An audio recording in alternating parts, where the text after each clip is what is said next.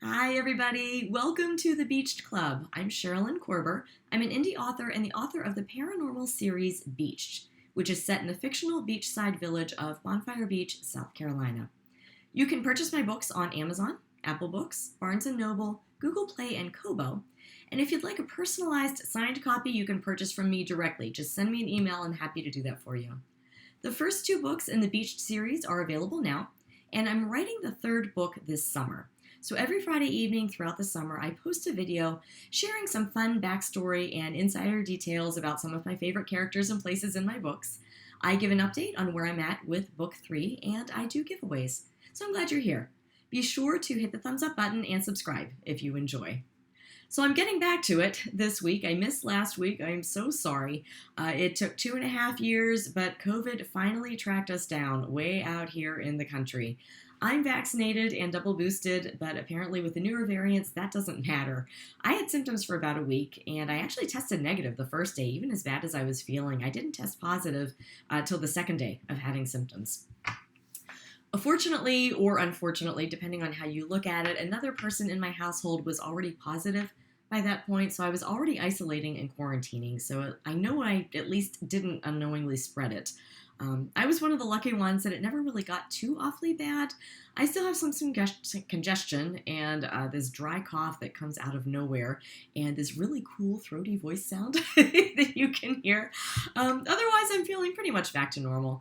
I know people who have had it much, much worse, who are now dealing with long COVID, who have unfortunately passed away from this virus, so I am extremely grateful. It was me and 2 other family members who got it. One of whom was really not down with it. She's still kind of struggling a little bit. Thankfully, by now, everybody is pretty much okay. My sympathies to those of you who are out there who are still struggling with it, who have struggled with it in the past, still struggling with it now. Not that I didn't sympathize before, but having a firsthand knowledge of it now, I should say I can empathize with you a bit better. I have a much better understanding now. But like I said, we're trying to get back to normal.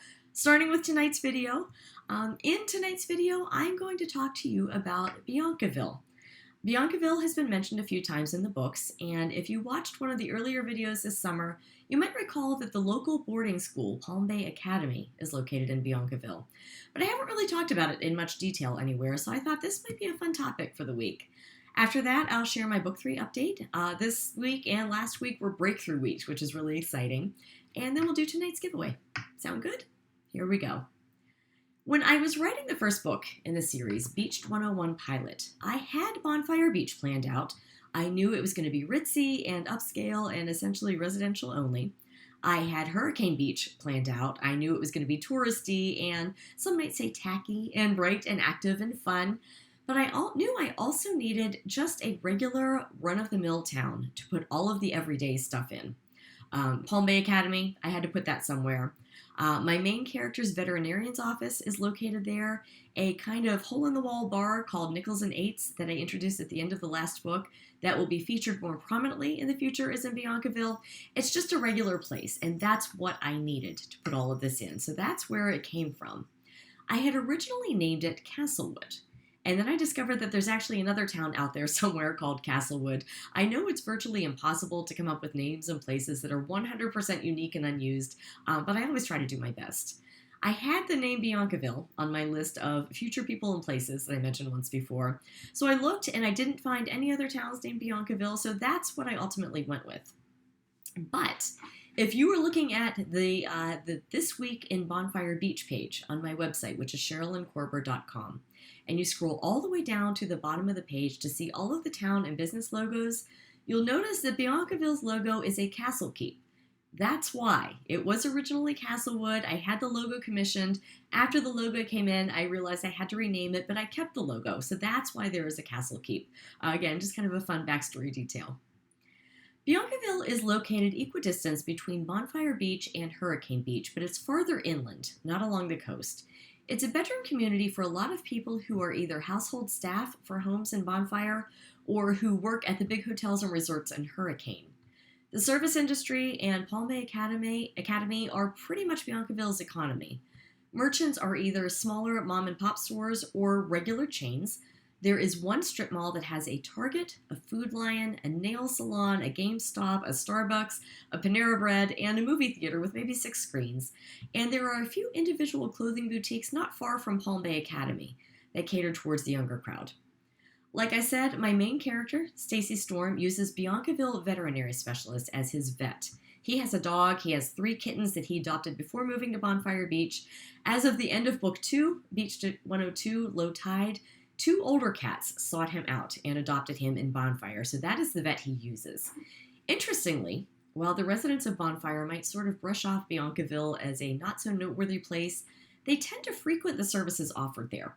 And Biancaville Veterinary Specialist is consequently the largest and most reputable vet care clinic in the area. Additionally, while Hurricane Beach has its own hospital, Biancaville has its own as well. It's called the Catherine G. Coleman Memorial Medical Center. And because it's the hospital of choice of those who live in Bonfire Beach, its doctors and specialists are some of the best in the country.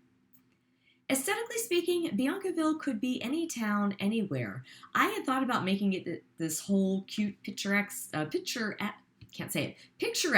little village with like a Mayberry town square and everything that goes along with that. But I decided to keep it very plain and nondescript and neutral because I think sometimes the best place to hide something is right out in the open where no one's going to look, doesn't attract any attention whatsoever.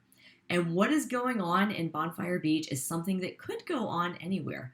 I wanted Biancaville to be relatable in the sense that it's not fancy and wealthy, it's not flashy and fun and touristy. It could be your hometown. It could be anyone's hometown. I think I shared before that Hurricane Beach holds the answers to most, if not all, of the secrets of Bonfire Beach. Many household help live in Hurricane too, not just in Biancaville. Hurricane has a different vibe. It's as active as Las Vegas in a lot of ways, but what happens in Hurricane doesn't stay in Hurricane. There's a division between the people of Hurricane and the people of Bonfire. And the people of Hurricane consequently don't feel too obliged to keep Bonfire's secrets. The people of Biancaville do. Biancaville is the secret keeper in this little triangle. Biancaville values are very different than Hurricane values. The people who live there are salt of the earth, grounded, fair-minded. They work in capacities that require them to be quiet and tight-lipped and trustworthy. The kids at Palm Bay Academy might talk, and they do, but everyone else who lives and works in in Biancaville, is very tight-lipped. They may know even more than those who live in Hurricane, but they're not talking. And both the Palm Bay grapevine and the lack of a Biancaville grapevine is going to come into play later in the series. You heard it here first. And that's a good lead-in to the new book update. You can see my W behind me. Nothing has really been added sticky note-wise, but if you look close, you can see dark-colored dots on most of the sticky notes that encompass Act 1. That means that they have specifically been incorporated into the Act 1 outline. I haven't yet broken it down by scene and sequence. I may do that in the next few days while I'm quarantined still, the last couple days of quarantine. It's not like I'm really going to be out and about a whole lot just yet. But when I sat down to really go through Act 1 and fill in the holes, I actually wound up redoing Act 1 altogether. I finally decided on my opening scene, and just as I predicted, that set the tone. It changed everything, which is pretty exciting. I can still use the scenes that I've already written, but the roadmap is much clearer, and I like it much better than what I had before. It's also kind of helped tip the scales to one title as opposed to the other.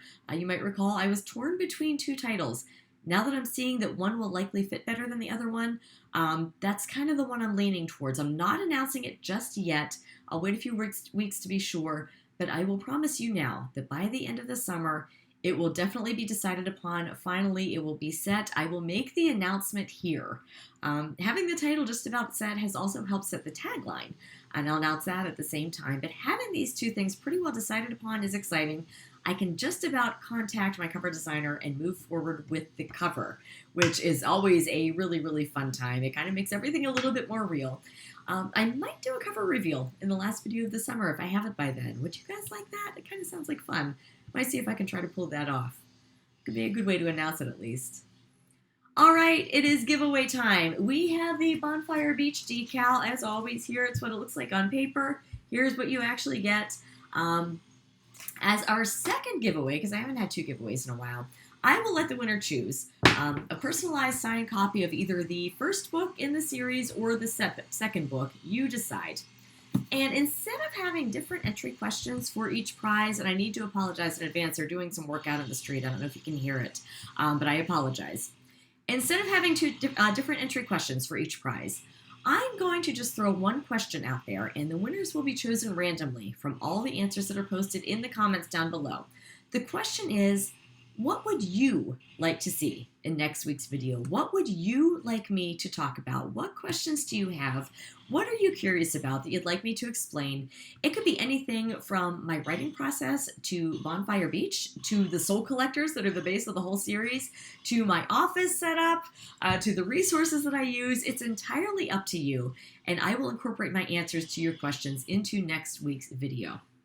Post your questions in the comments section. Winners from the questions will be chosen at random, and you can only win 1 prize. You can enter for 2, hope to win 2, but you're only going to get to win 1.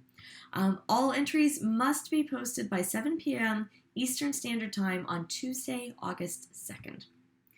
Thank you for bearing with me tonight with the, thankfully I didn't cough. I was waiting for that, but I've got the throaty thing going on and the congestion. I apologize, but thank you for bearing with me, watching the whole way through. I hope you are all safe and healthy and looking forward to a fun weekend. I'll see you back here at the Beach Club next Friday night.